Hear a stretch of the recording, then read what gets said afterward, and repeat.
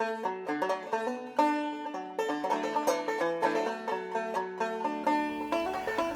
Mary McEwen, and today it's my distinct pleasure to speak with Barbara Houtenbrink Andreason. Barbara, one thing I'm curious about is where were you born? Because you seem to have such an interesting life. Well, I was born in New Brunswick, New Jersey. We lived in Lawrence Harbor, New Jersey, and when I was 18 months old, the family moved to central New York, Waterloo, New York, in the Finger Lakes region of New York. Well, no wonder you have such a varied background. Now, you've been a member of the DAR, the Daughters of the American Revolution, a long time. Can you tell me why you joined the organization and what has it meant to you? It's been very important to me, actually. My mother always said to me, my mother was the child of loyalists in Canada, and she always said to me, I think you can belong to the Daughters of the American Revolution. And I thought, how can the daughter of a loyalist in New Brunswick, Canada, be a member of the Daughters of the Very carefully. Very carefully, is right, very right. And so after my mother passed away and when I retired from my job with the state, I looked into it and found out, yes, indeed, I could belong to the Daughters of the American Revolution. I have one lonely patriot, and I'm very proud of him. Well, can you tell us what some of these symbols you have here? Well, of course, this one is my patriot, Samuel Hillman. This is my chapter, which is Sacagawea chapter. And then I have one saying I was a regent, one that's saying I was on the committee at Continental Congress. A lot of them are from donations that I've given, and like to the library, and one is from, because my ancestors were from Massachusetts. I have one from Massachusetts, and oh, they're just different ones. Oh, we're a 100-year-old chapter. Sacagawea is. Well, that's a very impressive array of, would you call them medals? Yes, medals. I would. Now, you mentioned that your family, one of the medals you have there, it was because of your family in Massachusetts. Could you tell us a little bit about your families in Massachusetts, where they were and who they were? Certainly. They came over with the Winthrop fleet in 1630, and I had 3 families that came over with them. And they came into Watertown, and then they moved on to different places. One family moved into Nantucket, one moved into Martha's Vineyard, mostly Massachusetts. Mm-hmm. I think I had a few people in Connecticut, but not very many. And they, as I said, 1630, and the Folgers who went into Nantucket, they were a property owner there. He was given a parcel of land, mm-hmm. and he educated the Indians. That's what he was very important, yes. And he was the grandfather of Benjamin Franklin. And so I am a first cousin of Benjamin Franklin. And the Colemans also came early, and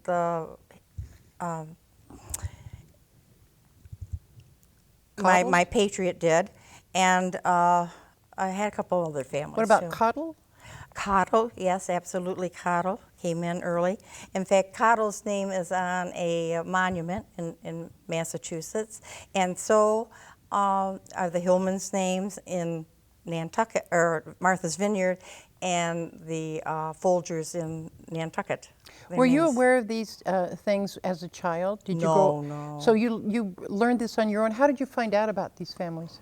Well, when my mother passed away, and I thought about the DAR, and of course I lived out here and I was on the road all the time, so I didn't have very many friends because I just didn't have time. I didn't settle down very long. What were you doing on the road? Oh, I was investigating nursing homes for the state. Okay. Yeah. And so I heard the name of Hillman, and I thought, oh, so my friend Jerry McCoy and I went up to Seattle, and we found out the papers for this Hillman, and I found out that, yes, indeed, I could go in on that name. And he said that he didn't fight in the war. However, he did say that he signed a paper with his John Hancock and saying that it was a just war. And so that's how that happened.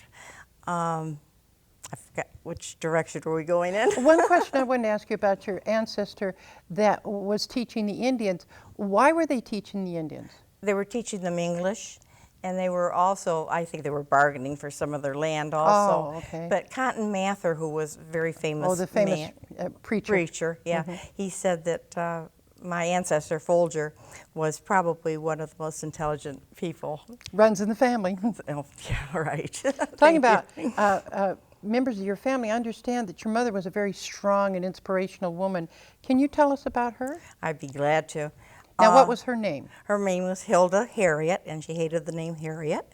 But that was her mother's name, Harriet. What was her maiden name? Price. Price. Okay. Yeah, and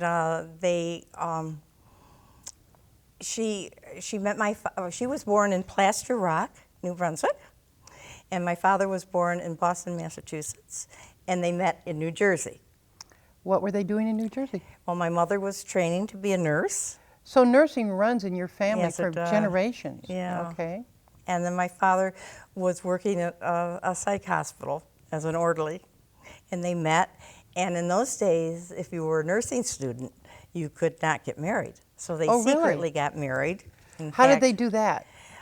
In New Jersey someplace. I'm not quite sure how that happened, but I think this is probably a picture, this way, a picture of them when they got married. Very handsome couple. Yes. Now, we were looking at this picture a little earlier, and we decided that your father looked like Gary Cooper. Yes, I always And how thought he about your did. mother? She could be any starlet. She's very pretty. She was very pretty, and she had high cheekbones and dark eyes like I have. We always thought that was from the Scots. Now, what was her upbringing, her background? Well, she was born in Plaster Rock, New Brunswick, and they raised there. And when they were very young, the children, there were 6 of them in the family, she had a twin. Oh, really? Twin brother. And there was another twin, my Uncle Neil, who now is 103 years old. He had an identical twin, but that twin died at birth. My mother's lived into the 30s. And they had a farm, and my grandfather went to fight with the British during World War I. And so life on the farm was quite challenging at that time. My grandmother, with her 6 children, was taking care of the farm. And then she went to normal school and became a teacher. And she and her sister and another family friend, a longtime lady friend of theirs, they came down to New Jersey and went to nursing school. And my mother had the highest grades at that time that had ever been achieved on the state boards in New Jersey. So we're very proud of her for that. So she just wasn't a pretty face. Oh no, she was much more, well, much more than that actually.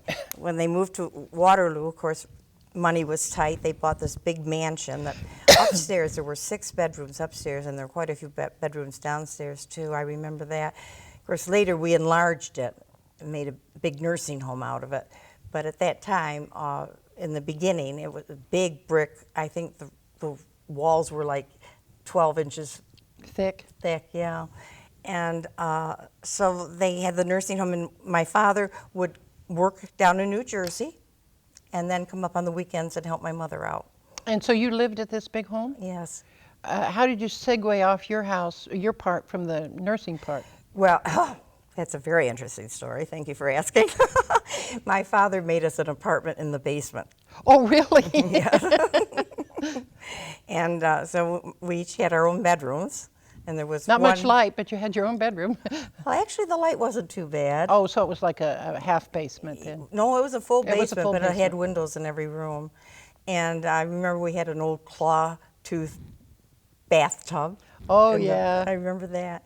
And then during the Second World War, my brother and I would be downstairs in our bedroom, and my father was a air raid warden, and he would come and flash the light, make sure we were behaving ourselves. And my mother was a very strong lady, and we had people who worked for us who lived on farms and were not very well-to-do, and they would have many problems.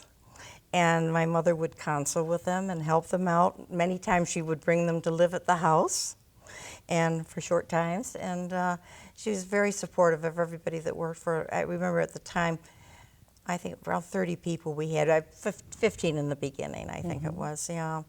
And then she, I don't know, she had really good values. The language was supposed to be right. Now, she did not have much of an accent being from New Brunswick at all, but she made sure that, of course, I don't have an accent. Of course, we know that. No, of course not. Of course not. And my father had a very Bostonian accent. But anyhow, she always said I could do what I wanted to do. My father was very male-oriented. The men, for his businesses, had the cars. For the ladies in our business did not. Now, I noticed one thing it said about your mom is that she wore men's slacks. Yes. And so she crossed that barrier somehow. Very early. Let's hear that story. Very early. I remember my mother wearing men's pants. What kind of pants? Well, like khakis, Oh, okay. like the old, what you wore back in the 40s. With the pleats and all that? Yeah, yes, there were pleats, Yes. as a matter of fact. I didn't think of that. And she would have this big belt holding them up. Why was she doing that? She just was more comfortable in pants. She always wore slacks, and nobody else did. All her friends wore skirts. So did anybody ever say anything about your mother in slacks? Oh, they wouldn't dare. No. And why not? She was a strong lady. She's going to do what she wanted to do. What did your father think about that? He was all for it. Yeah, yeah.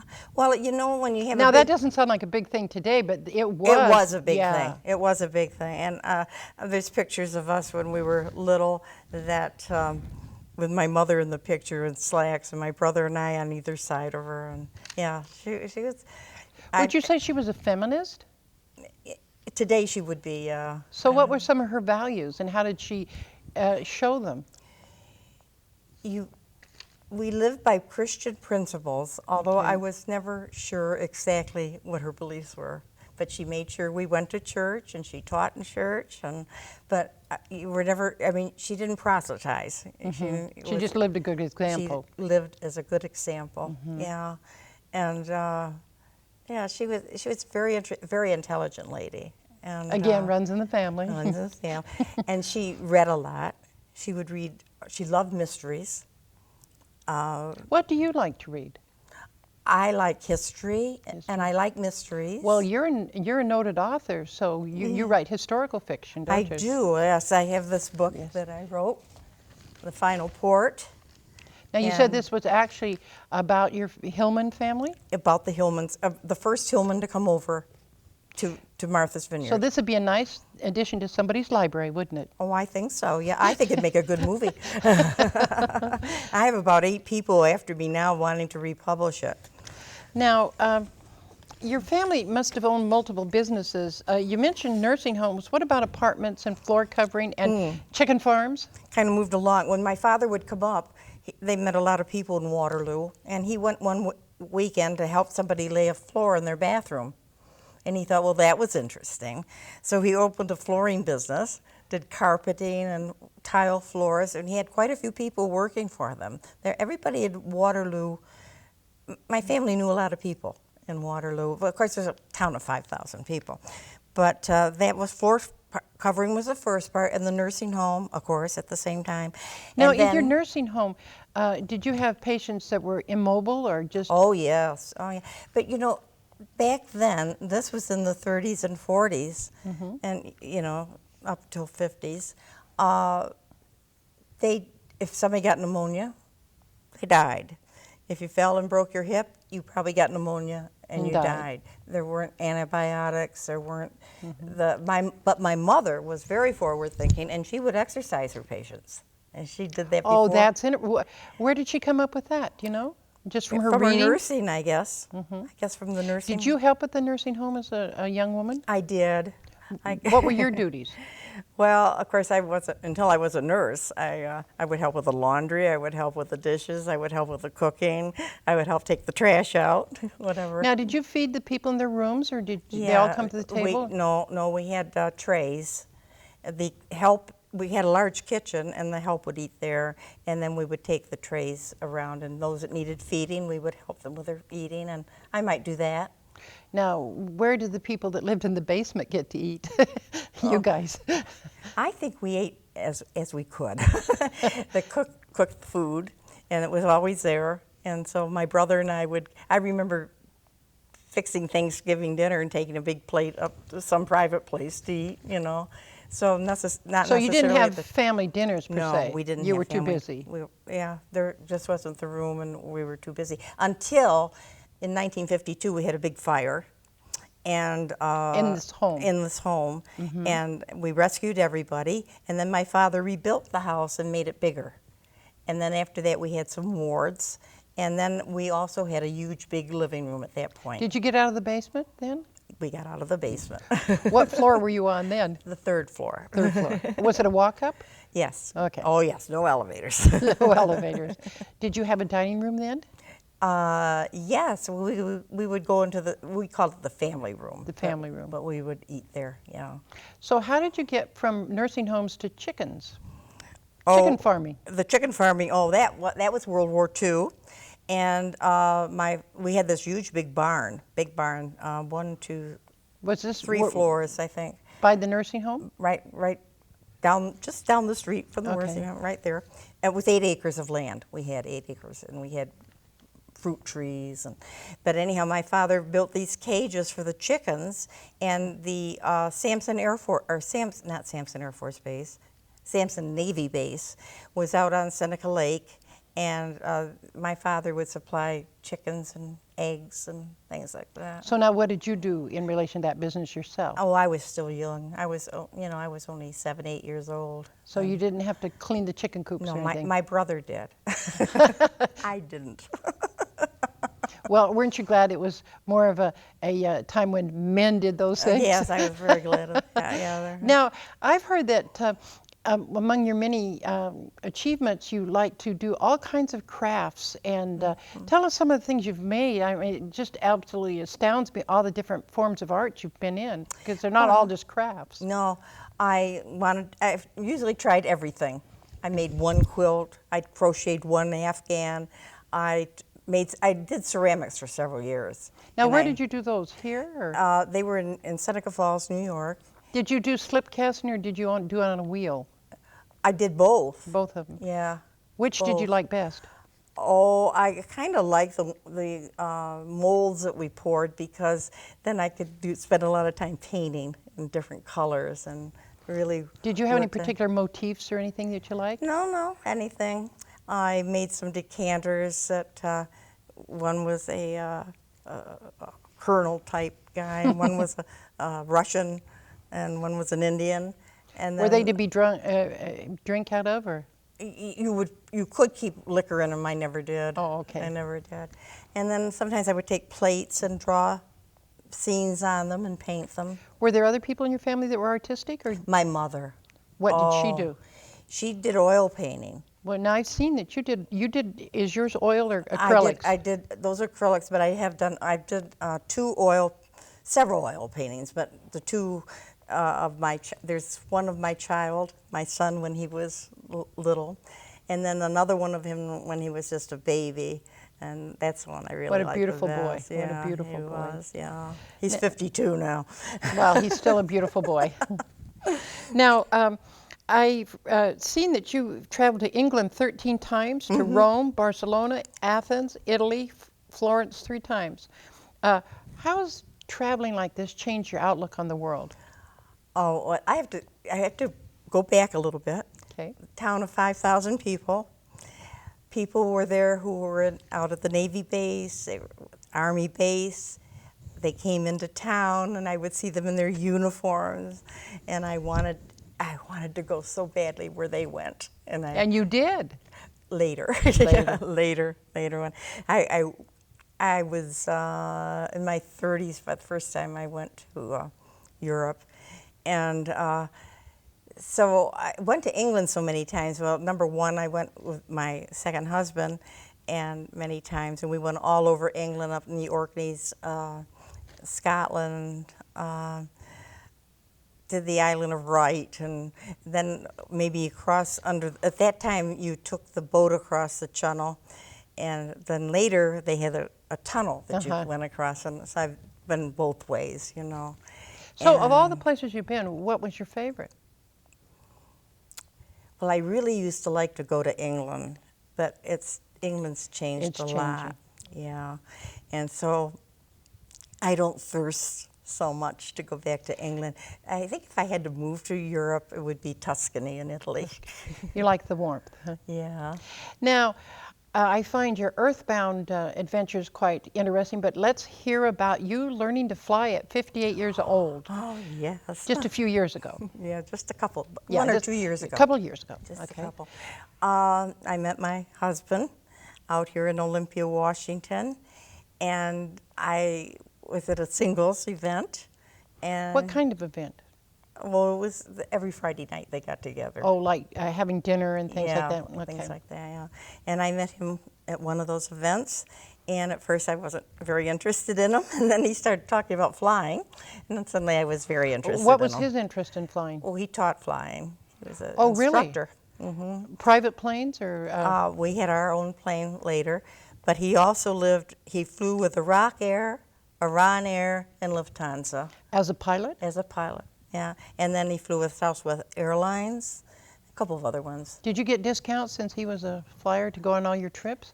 I think this is an interesting story. We went on British Airlines once, and we were on the second deck, and the stewardess found out that my husband was a pilot, and and all of a sudden I went to the restroom and I came back, and the whole tray was full of beers. She brought them out as a little gift for having been a pilot. That's interesting. Okay, so he was a pilot and you were a nurse. How did you get to be a pilot? Well, he wanted to teach me how to fly, so if there would be a backup if we had the airplane. And Now, we what got into kind of trouble. airplane did you have? We started out with we ended up with a Cessna, and 4-seater, and that was our last airplane. Where'd you keep it? Out at the airport. Here in Olympia? Yeah. And we flew all over. We flew all over Western Canada, up to Alaska, Montana, Idaho. We used to love to go to Idaho every year. Down into Oregon. Yeah, we flew all over. Okay, let's back up a little. Did you have that airplane before you were flying yourself? Yes. Okay. The when we first got the airplane, the first one was a Cherokee, which is a low wing. And What do you mean by a low wing? well, planes, here's the body of the airplane, it either has a low wing or a high wing. So this was a What's low the wing. advantage of a low wing? I don't know that there's much. I know they carry the air differently. You have to land them a little, your approaches and everything are a little bit different, but basically the same, Okay. So, but that was only a 2-seater, and we got the 4-seater. I think that's right. Anyhow, he started taking me out to the airport, and and I had to go to a flying class. Where was that held? That was out at the Olympia Airport. At Olympia. It was a young fellow that So taught what the kind of class. things did you learn in that? How to take a plane up, how to bring it down safely, how to fly just from point to basic point. things, huh? Basic stuff. Yeah, basic stuff. So how long did you have to take classes and things before you actually got behind the... Oh, well, I was flying. I was up with him during that whole period of time. But He were would you take me- flying yourself? Oh, no, I was in the other seat. I was So in the how long did passenger it take seat. before you got to sit in the other seat? The pilot seat? Well, I was also going to graduate school at the time. So What were you studying? I was studying organization development. For nursing? No, psych, mostly psych. Psych. Psych and organization. So did you get your degree then? Yes, I got my degree, my master's degree there. I got my bachelor's from the University of the State of New York, and Well, did you get a certificate or something to go along with these for your flying? oh sure, oh Wh- yeah. What do you have to do to qualify for flying? Oh, you have to go up with a not an instructor, but there's a word for it. But you have to go up, and he's qualified to run you through. Well, this is a funny story.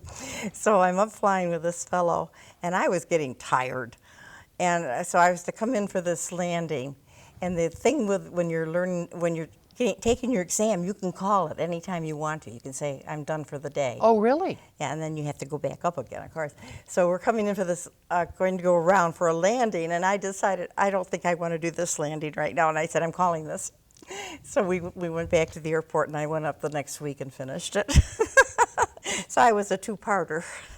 So after you completed your course and were certified, did you have like a nifty little suit you wore to fly in, or? Well, yeah, in a way I did, because Oh, I'm sure you would, knowing you, that it would be something pretty special. not in our own airplane, but when I flew with the Civil Air Patrol.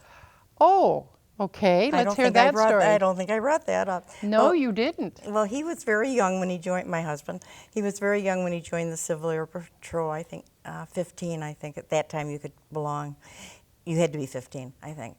And so he was in Civil Air Patrol all through high school and on and off. But he left that for a little while, and then when we got married, he went back to the Civil Air Patrol, because at that point we had an airplane, and he also could fly the Civil Air Patrol airplane, and I would fly with that as an observer. So I was in there. In fact, I was a captain in the Civil Air Patrol. As a matter of fact, I don't think I mentioned that. Is that on your little list? No. This is No, just you DAR. didn't. How did you get to be a captain? Because I was a nurse. Oh, okay. And I was safety officer. Okay. So now, what did you wear? You said you. Oh, that was just a flying suit, Norma. Or if I But had most of us don't have flying suits. Please describe your flying suit. it was a one-piece. Spandex or? No, just this is an older set. It was cotton, I think. Yeah, cotton, khaki, like a khaki. Yeah. Did you have a little hat with it? Or? I had a hat, and What'd your hat look like? I'm sure you had it rakishly tilted to one no, side. I didn't. It wasn't the old flap kind down like that, was it? No. No. It was a regular that you see military wearing the cap with the brim. Oh, okay. Yeah, with the brim. I had that. I would have loved to seen you fly. Do you still fly? No, actually, after I had my back surgery 10 years ago, I wasn't able to fly as well. You know, I had lost some strength. And my husband at that time was having a few medical problems, so we sold the airplane. So now, the first time you flew as the pilot, where did you go? Oh, the very first time? Probably Oregon.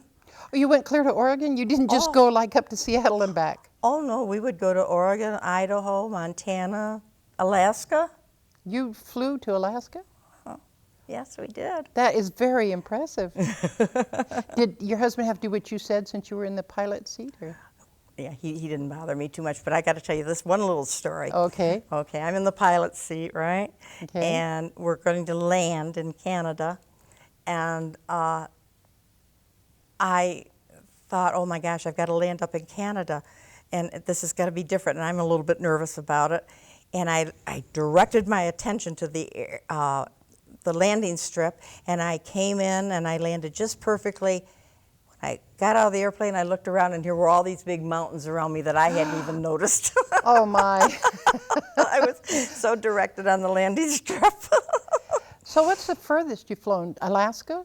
Yeah, up to Anchorage. How long did it take to get to Alaska?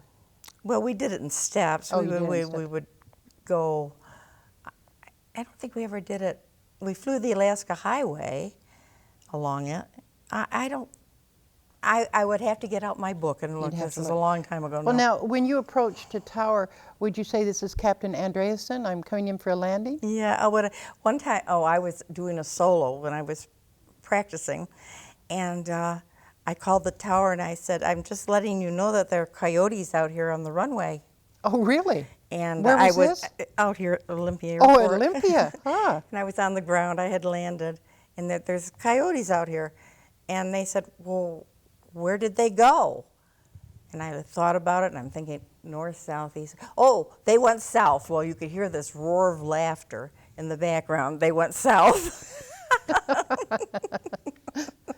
So, did you ever have any near misses other than not noticing the mountains? No, I don't. No, you've always been very, very careful. Well, I had my husband with me.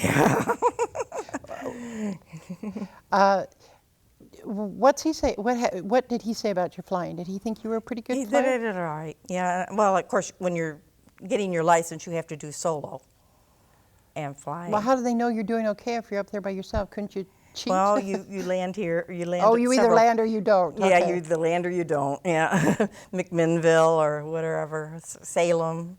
And then I would pass all those places on my way back to Olympia. Yeah. Were any of the other wives of the people that you associated with, were they also flying with their husbands? Well, there was another gal whose husband was also in the Civil Air Patrol, and my husband was teaching her to fly. And I think she even did her solo, but then she didn't fly after that, and I'm not quite sure what happened. Well, I just find it amazing. You've had so many interesting experiences. What is the one thing in your life that you'd like to pass on to the next generation about what you've learned from your various experiences? How can I say this? I think a big influence on me when I was young, even though my mother was very strong, my father was also very strong. In fact, and they would sometimes Loggerheads, yes. And I remember when my mother passed away, my father said, we could never agree on how to walk through a door. But he said, I loved her very much. And that was probably true. But anyhow, where was I? Well, is your point that you don't have to be alike to be in love? Oh, right. The thing of it is that even though my mother was very strong over here, my father was also very strong. And the men they had the tiling business and the carpeting and everything. That business made a lot more money than the nursing home did. And so the men also, got the benefit of a lot of things. The men got, and my brother was a football player. He was a real jock, and he got the car earlier than I did. He went on a scholarship to college. But did your brother ever learn to fly? No. He was very proud of me, and his wife was proud of me too. Well, we just got a minute or so. Okay. I'm just amazed at the things you've done, the places you've been. What would you change if you could change anything? Or would you? I think when I started out at the Fashion Institute of Technology in New York City. And then I became a practical nurse so I could run the business. And then I finally got around to getting my bachelor's in nursing. By the time I got through with all this and my master's, I was 50 years old. If I had to do over again, I could tell you I'd do it much more sequentially.